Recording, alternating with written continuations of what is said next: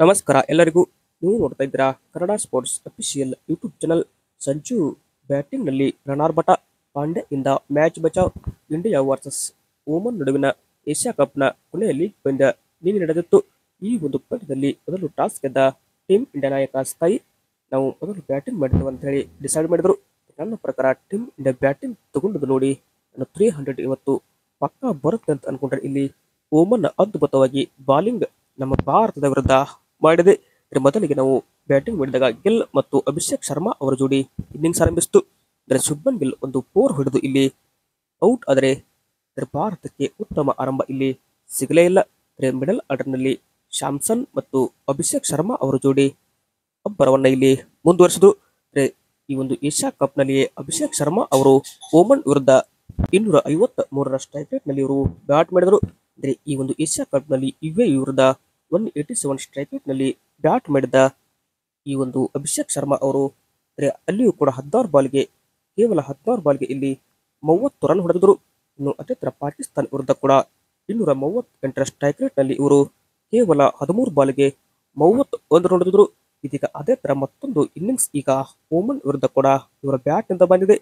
ಕೇವಲ 15 ಬಾಲ್ಗೆ 38 ರನ್ ಹೊಡೆದರ ಮುಖಾಂತರ 253 strike rate ನಲ್ಲಿ ಇವರು ಒಂದು ಪಾರ್ಟ್ನರ್ಶಿಪ್ ನ ಬಿಲ್ಡ್ ಮಾಡಿದ್ರು. ಅದ್ಭುತ ಓಪನಿಂಗ್ ಅನ್ನ ಅಭಿಷೇಕ್ ಶರ್ಮಾ ಅವರು ಕೊಡ್ತಾ ಇದ್ದಾರೆ. ಈ ಕಡೆ ಗಿಲ್ ಅವರ ಕಡೆಯಿಂದ ಯಾವುದೇ ತರಹದ ಪರ್ಫಾರ್ಮೆನ್ಸ್ ಇಲ್ಲಿ ಮೂಡಿ ಬರಲಿಲ್ಲ. ಸ್ಯಾಮ್ಸನ್ ಮತ್ತು ಅಭಿಷೇಕ್ ಶರ್ಮಾ ಅವರ ಈ ಒಂದು ಜೋಡಿ 66 ರನ್ಗಳ ಪಾರ್ಟ್ನರ್ಶಿಪ್ ಆಡಿದ್ರು. ಒಂದೆಂಡಲ್ಲಿ ಅಭಿಷೇಕ್ ಶರ್ಮಾ ಅವರು ಚೆನ್ನಾಗಿ ಆಡ್ತಿರ್ಬೇಕಾದ್ರೆ ಇಲ್ಲಿ ಓಮನ್ ತಂಡದ ಬಾಲರ್ಗೆ ಇವರು ಕ್ಯಾಚ್ ಕೊಟ್ಟು ಅಂದ್ರೆ ವಿಕೆಟ್ ಕೀಪರ್ಗೆ ಕ್ಯಾಚ್ ಕೊಟ್ಟು ಔಟ್ ಆಗ್ತಾರೆ. ನಂತರ ಬಂದಂತಹ ಹಾರ್ದಿಕ್ ಪಾಂಡ್ಯ ಈಗ ಅವರು ಕೂಡ ರನ್ಔಟ್ ಆಗಿ ಇಲ್ಲಿ ಔಟ್ ಆಗಿ ಪೆವಿಲಿಯನ್ ಹೋದ್ರು. ಒಂದೆಂಡಲ್ಲಿ ಸಂಜು ಶಾಮ್ಸನ್ ಮಾತ್ರ ಏಕಾಂಗಿ ಹೋರಾಟ ಟೀಮ್ ಇಂಡಿಯಾ ಪರ ನಡೆಸಿದ್ರು. ನಂತರ ಬಂದ ಅಕ್ಷರ್ ಪಟೇಲ್ ಸ್ವಲ್ಪ ಹೊತ್ತು ಕ್ರೀಸ್ ನಲ್ಲಿ ಇದ್ದು 45 ರನ್ಗಳ ಪಾರ್ಟ್ನರ್ಶಿಪ್ ಅನ್ನ ಅಕ್ಷರ್ ಪಟೇಲ್ ಮತ್ತು ಸ್ಯಾಮ್ಸನ್ ಅವರ ಜೋಡಿ ಪಡೆದಿತ್ತು. 13 ಬಾಲ್ಗೆ 26 ರನ್ ಹೊಡೆದಾಗ ಅಕ್ಷರ್ ಪಟೇಲ್ ಅವರು ಕೂಡ ಇಲ್ಲಿ ಔಟ್ ಆಗ್ತಾರೆ. ಕೊನೆಯದಾಗಿ ಶಿವಮ್ ದುಬೆ ಕಡೆಯಿಂದ ಯಾವುದೇ ತರಹದ ಪರ್ಫಾರ್ಮೆನ್ಸ್ ಬರಲಿಲ್ಲ. ತಿಲಕ್ ವರ್ಮಾ ಅವರ ಆರ್ಭಟ ಕೂಡ ಇಲ್ಲಿ ಮುಂದುವರೆತು. ತಿಲಕ್ ವರ್ಮಾ ಜೊತೆಗೆ ಕೂಡಿ ಸಂಜು ಸ್ಯಾಮ್ಸನ್ ಇಬ್ರು ಸೇರಿ 41 ರನ್ ಪಾರ್ಟ್ನರ್ಶಿಪ್ ಕೇವಲ 26 ಬಾಲ್ಗೆ ಹೊಡಿತಾರೆ. ಇನ್ನು ಅದೇ ತರ ತಿಲಕ್ ವರ್ಮಾ ಔಟ್ ಆದ ಬಳಿಕ ಇಲ್ಲಿ ಶಾಮ್ಸನ್ ಕೂಡ ಇಲ್ಲಿ ಕ್ಯಾಚ್ ಕೊಟ್ಟು ಹೊರ ಹೋಗ್ತಾರೆ. ಶಾಮ್ಸನ್ ಈ ಒಂದು ಇನ್ನಿಂಗ್ಸ್ ನಲ್ಲಿ ಅದ್ಭುತವಾಗಿ ಬ್ಯಾಟಿಂಗ್ ಮಾಡಿ 45 ಬಾಲ್ಗೆ 56 ರನ್ ಹೊಡೆದ್ರು. 3 ಸಿಕ್ಸರ್ ಸಹಿತ 124 ಸ್ಟ್ರೈಕ್ ರೇಟ್ ನಲ್ಲಿ ಶಾಮ್ಸನ್ ಬ್ಯಾಟ್ ಮಾಡಿದ್ರು. ಕೊನೆಯದಾಗಿ ಭಾರತ ತಂಡ ಈ ಒಂದು ಇನ್ನಿಂಗ್ಸ್ಗೆ ಕೇವಲ 20 ಓವರ್ಗೆ 8 ವಿಕೆಟ್ ಕಳೆದುಕೊಂಡು 188 ರನ್ ಗಳಿಸಿತು. ಈ ಒಂದು ಇನ್ನಿಂಗ್ಸ್ ಆರಂಭಿಸಿದಂತಹ ಓಮನ್ ತಂಡದ ಆರಂಭ ಕೂಡ ಅದ್ಭುತವಾಗಿತ್ತು. ಇನ್ನು ಓಮನ್ ತಂಡದ ಪರ ಆರಂಭಿಕರಾಗಿ ಬಂದಂತಹ ಜಿತೇಂದ್ರ ಸಿಂಗ್ ನಾಯಕ ಮತ್ತು ಕಲೀಂ ಅವರ ಜೋಡಿ ಇಲ್ಲಿ ಭಾರತದ ಬಾಲರ್ಗಳನ್ನ ಗೌರವಿಸಿದರು. ಮೊದಲ ವಿಕೆಟ್ಗೆ 56 ರನ್ಗಳ ಪಾರ್ಟ್ನರ್ಶಿಪ್ ಮಾಡುತ್ತಿದ್ದಾಗ ಕುಲ್ದೀಪ್ ಯಾದವ್ ಅವರು ಜಿತೇಂದ್ರ ಸಿಂಗ್ ಅವರನ್ನ ಕ್ಲೀನ್ ಬೌಲ್ಡ್ ಮಾಡಿದರು. ಇನ್ನು ಇವರ ಜೊತೆಗೂಡಿದಂತಹ ಅಮಿತ್ ಮಿರ್ಜಾ ಕೂಡ ಇಲ್ಲಿ ಒಂದು ಅದ್ಭುತ ಇನ್ನಿಂಗ್ಸ್ ಆಡಿದ್ರು. 93 ರನ್ಗಳ ಪಾರ್ಟ್ನರ್ಶಿಪ್ ಅಮಿತ್ ಮಿರ್ಜಾ ಇನ್ನು ಅಖಿಲ್ ನಡುವೆ ಇಲ್ಲಿ ಮೂಡಿ ಬಂತು. ಹೀಗಾಗಿ ಇವರು 93 ರನ್ ಪಾರ್ಟ್ನರ್ಶಿಪ್ ಆಗಿದ್ದಾಗ ಇನ್ನೇನು ಮ್ಯಾಚ್ ಗೆದ್ದೇ ಬಿಟ್ರು ಅನ್ನುವಷ್ಟರಲ್ಲಿ ಹಾರ್ದಿಕ್ ಪಾಂಡ್ಯ ಹಿಡಿದಂತಹ ಆ ಒಂದು ಕ್ಯಾಚ್ ಈಗ ಮತ್ತೆ ನಮಗೆ T20 ವರ್ಲ್ಡ್ ಕಪ್ ಅನ್ನ ಇಲ್ಲಿ ನೆನಪಿಸಿತು. ಈ ಹಿಂದೆ ಸೂರ್ಯಕುಮಾರ್ ಯಾದವ್ ಕೂಡ ಅದೇ ತರ ಒಂದು ಕ್ಯಾಚ್ ನ T20 ವರ್ಲ್ಡ್ ಕಪ್ ಅಲ್ಲಿ ಹಿಡಿದು ಭಾರತ ತಂಡವನ್ನ ಚಾಂಪಿಯನ್ ಪಟ್ಟಕ್ಕೆ ಇರುವಂತೆ ಮಾಡಿದ್ರು.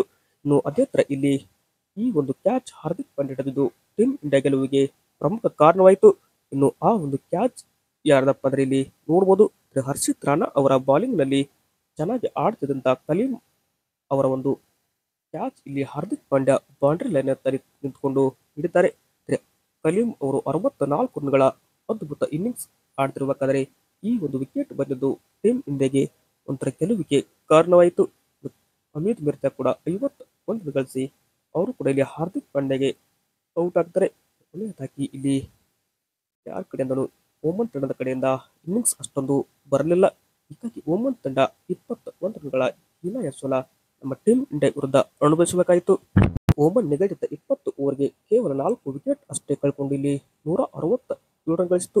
ಇಂಡಿಯಾ ಕೂಡ ಈ ಒಂದು ಏಷ್ಯಾ ಕಪ್ನಲ್ಲಿ 3ಕ್ಕೆ 3 ಪಂದ್ಯ ಲೀಗ್ನಲ್ಲಿ ಗೆದ್ದು ಬಿಗಿದೆ. ಓಮನ್ ಪರ ಬಾಲಿಂಗ್ ನಲ್ಲಿ ಫೈಸಲ್ ಶಾ ಅವರು 2 ವಿಕೆಟ್ ಪಡೆದು ಮಿಂಚಿದರೆ ರಮನಂದಿ ಅವರು 2, ಕೊನೆಯದಾಗಿ ಕಲೀಂ ಅವರು ಕೂಡ 2 ವಿಕೆಟ್ ಪಡೆದು ಇಲ್ಲಿ ಮಿಂಚಿದ್ರು. ಇನ್ನು ಭಾರತದ ಪರ ಹಾರ್ದಿಕ್ ಪಾಂಡ್ಯ 1 ವಿಕೆಟ್ ಪಡೆದರೆ ಹರ್ಷದೀಪ್ 1, ಹರ್ಷಿತ್ ರಾಣಾ, ಕುಲ್ದೀಪ್ ಯಾದವ್ ಕ್ರಮೇಣವಾಗಿ 1 ವಿಕೆಟ್ ಪಡೆದು ಇಲ್ಲಿ ಮಿಂಚಿದ್ರು. ಈ ಒಂದು T20 ಫಾರ್ಮ್ಯಾಟ್ ಅಲ್ಲಿ ಭಾರತದ ಪರ 100 ವಿಕೆಟ್ ಪಡೆದ ಸಾಧನೆಯನ್ನ ಇಲ್ಲಿ ಹರ್ಷದೀಪ್ ಸಿಂಗ್ ಅವರು ನಿನ್ನೆ ಮಾಡಿದ್ರು. ಭಾರತ ಈ ಒಂದು ಪಂದ್ಯ ಅಂತೂ ಇಲ್ಲಿ ಗೆದ್ದುಕೊಂಡಿದೆ. ಇದು ಏನಪ್ಪಾ ಅಂದ್ರೆ ಭಾರತ ವರ್ಸಸ್ ಓಮನ್ ನಡುವಿನ ಪಂದ್ಯದ ರೋಚಕ ಹೈಲೈಟ್ಸ್ ಆಗಿದೆ. ವಿಡಿಯೋ ಇಷ್ಟ ಆಯ್ತು ಅಂದ್ರೆ ಲೈಕ್ ಮಾಡಿ.